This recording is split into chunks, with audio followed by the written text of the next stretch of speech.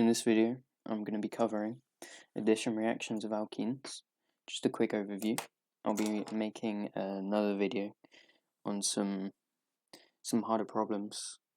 Maybe include some exam questions. I haven't done so yet, but that seems to be the best idea to try and learn this topic, seeing as there are quite a few reactions. It's going to be a decently long video here, so we're just going to go over the principles of each different type of addition reaction of an alkene. So we looked previously. For today's video, I'm just gonna be using the simplest alkene, ethene. And we looked recently that because of this double bond here, there is actually a higher electronegative,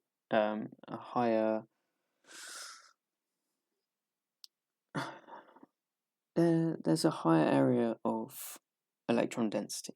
I'm not sure why I said electronegativity. And this attracts species called electrophiles. Electrophiles. And what electrophiles are, they are just, well, the definition is an electron pair receiver. And they essentially want to take electrons and form bonds, right? So they usually they usually like to take electrons, form bonds, and we'll see that they're particularly attracted to this double bond here, and hence there are many types of addition reactions formed because of this. So some examples of electrophiles, I'm thinking maybe nitrite ions are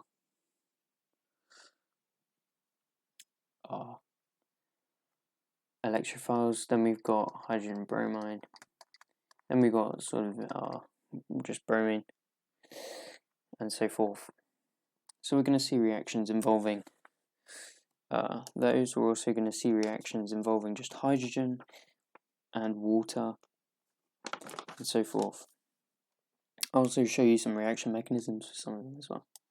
So just with ethene, I'm gonna talk you through the first reaction here, which is called hydrogenation. And this is basically the addition reaction where a hydrogen molecule is added across the double bond between two carbons. And one important thing for these reactions is there are certain conditions and catalysts that you need to note. So I'm going to be including those before the reaction. So our conditions, we're going to need at least 150 degrees. We're going to need about 150 degrees Celsius temperature. And our catalyst is nickel, the same catalyst used for cracking.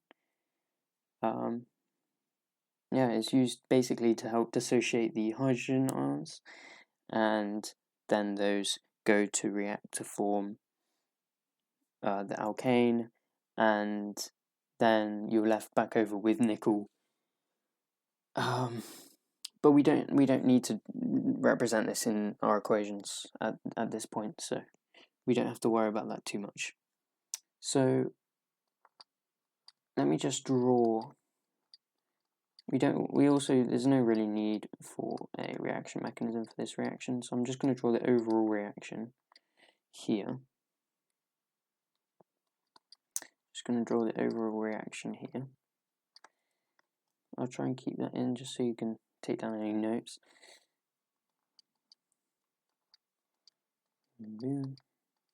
Draw my hydrogens here, and you can see that when an alkene undergoes hydrogenation, addition reaction with a hydrogen molecule here, it will form an alkene.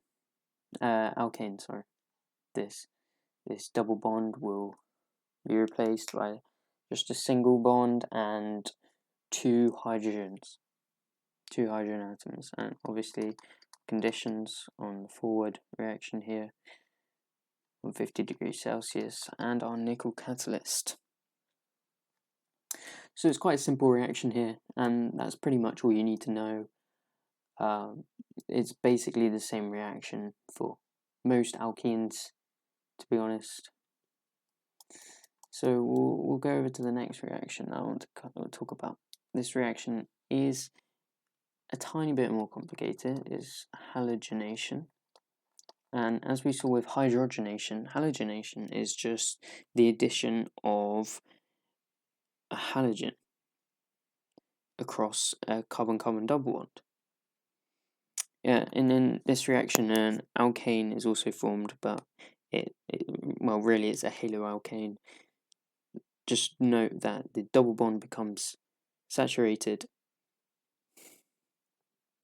So what's really used here is this is used as a test. So I'm just gonna. There's no important conditions really needed for this reaction. So I'm just gonna draw the reaction out for you using ethene. Just using ethene. And I'm just going to use bromine because bromine is typically the one used for this reaction. And this is addition, remember. And in addition, there are typically no byproducts. So this is 100% atom economy.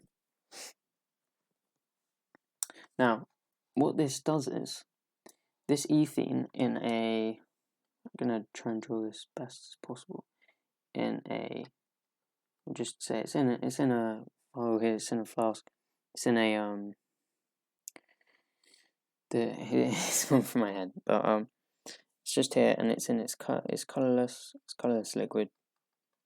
It's just here, and we add some bromine, and what happens is this colorless liquid becomes decolorized. Let me get an orange color here, be more appropriate. And it's more of a darker orange than this, but this is essentially how you can. This is the test for an alkene, quite literally, right? So you've got an unknown sample of something, unknown molecule, and you want to see maybe this is an alkene. How can I find out? Well, I can add a little bit of it to some bromine.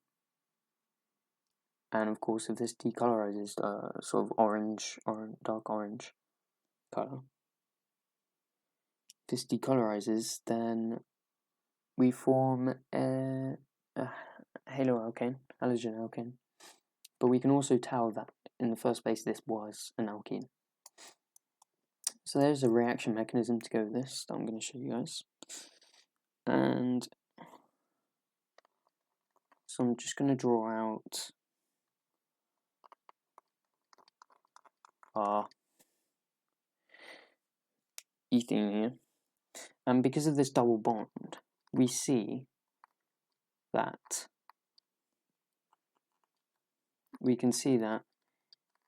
an induced dipole forms between the bromine atom. So we have one partially positive side and we have one partially negative. Let me do these in different color just to make it easier.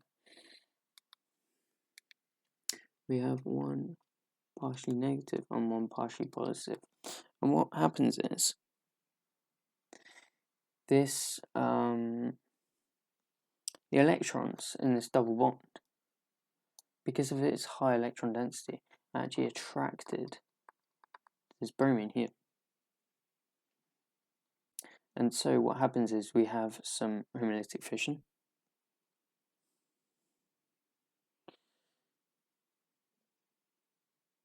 Well, of the bromine, but technically it's heterolytic fission, as this is broken, but we don't have to go too far into that. And the electrons are transferred over to this bromine, as by this curly arrow. And we can see what happens here. This is quite a nice, just simple reaction mechanism, we can see what happens here is that this becomes saturated we'll draw just a plus arrow there, to Br, and we can see that one of the bromine is actually joined to the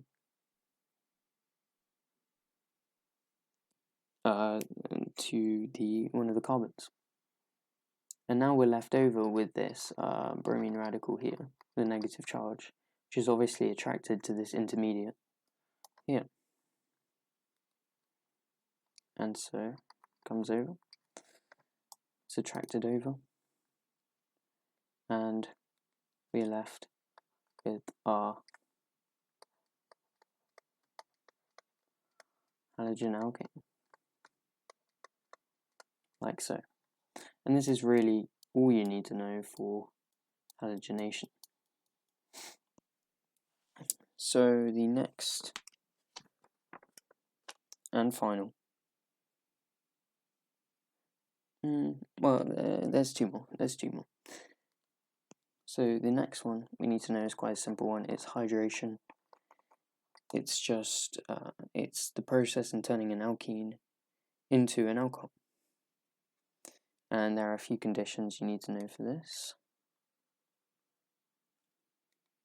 which can include conditions 300 degrees Celsius and 65 atmosphere pressure, and catalysts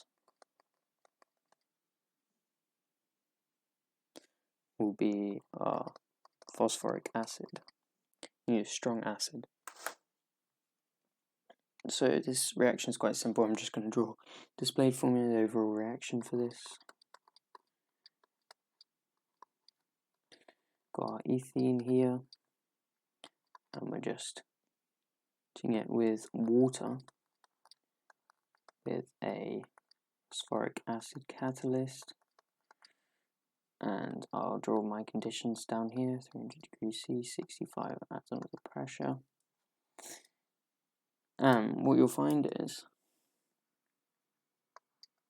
we actually ended up with an alcohol.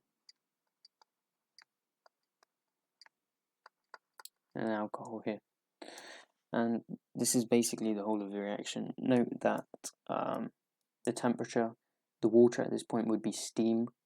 So remember, it's actually the alkene reacting with steam to form alcohol. And that's pretty much all you need to know for this reaction, hydration. The final one we're going to look at also includes a reaction mechanism, and that is the addition of hydrogen halides.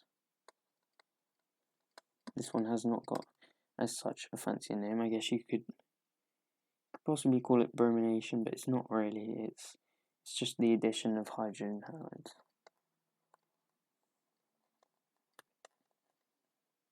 And we're just going to use hydrogen bromide here because, well, typically it's the most common.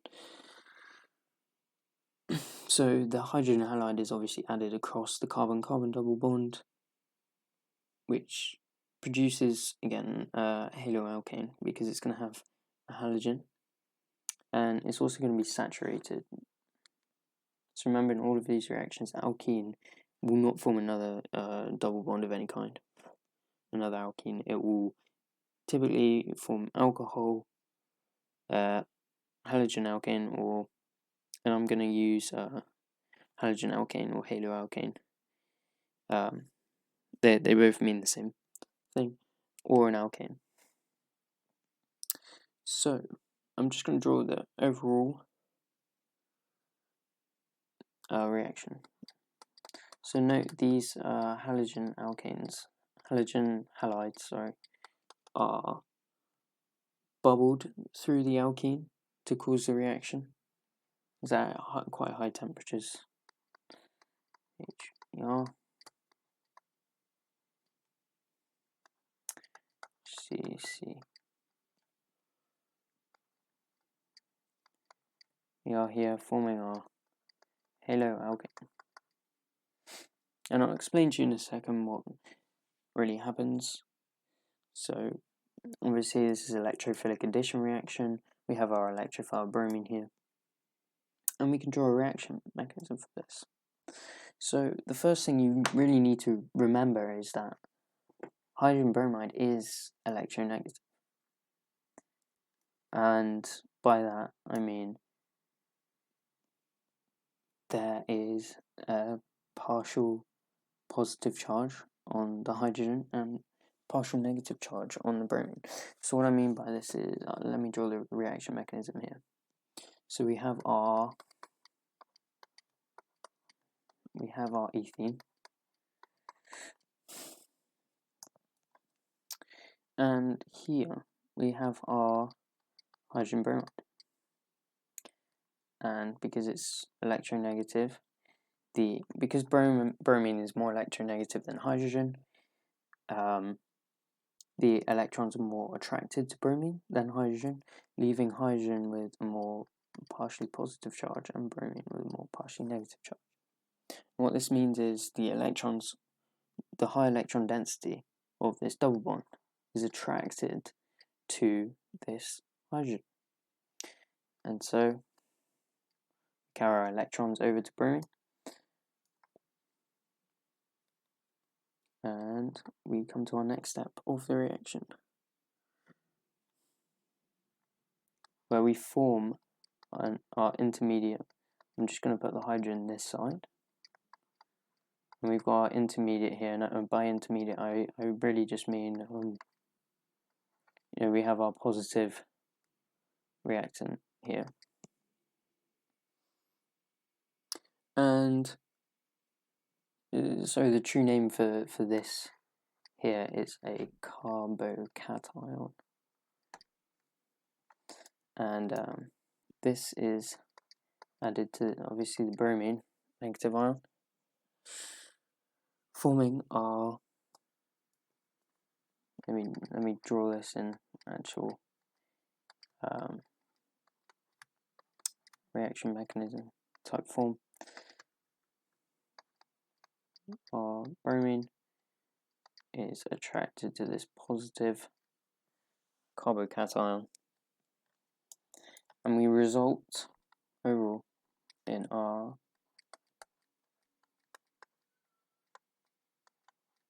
halogen alkane, or haloalkane, like so. This is all I'm going to cover for this video. This can get quite complex when you start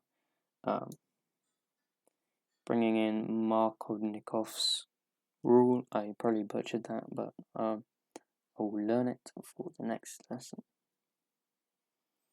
So thanks for watching, and I hope this makes more sense.